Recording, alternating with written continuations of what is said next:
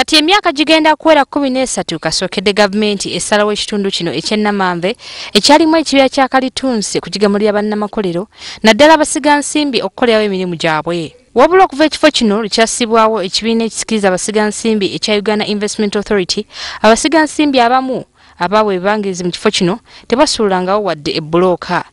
Kino kyekiwaliriza gavumenti okwagala okubajjako ebifo bino ebiwe abalina obusobozi. Uganda Investment Authority eruku bonna bannayuganda ne ba foreign investors.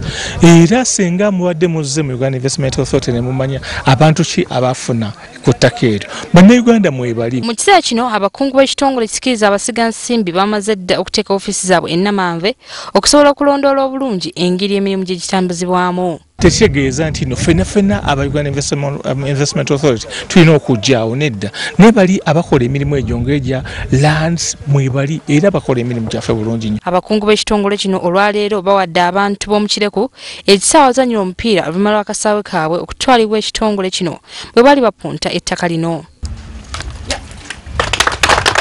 Kino nga kisanyudde nnyo abatuuze abadde batakyalina kisaawe kyonna mu kitundu. Tulowooza okozesa ekisaawe kino tubulambufu bwakyo nga tetugaana muntu yenna okukozesa singa anaabanga asabye okozesa ekisaawe.